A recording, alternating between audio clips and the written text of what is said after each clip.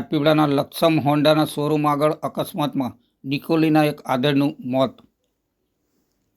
Hyva ટ્રકે bike પર જતા દાદા પુત્રને અકસ્માત કરતા દાદાનું મોત થયું. રાજપીપળા હરસિદ્ધિ મંદિર આગળ આવેલા દશા માતાના મંદિર નજીક આવેલ લક્ષમ હોન્ડાના શોરૂમ સામે થયેલા અકસ્માતમાં એક વ્યક્તિનું મોત થતાં લોકટોળા ઉમટી પડ્યા હતા.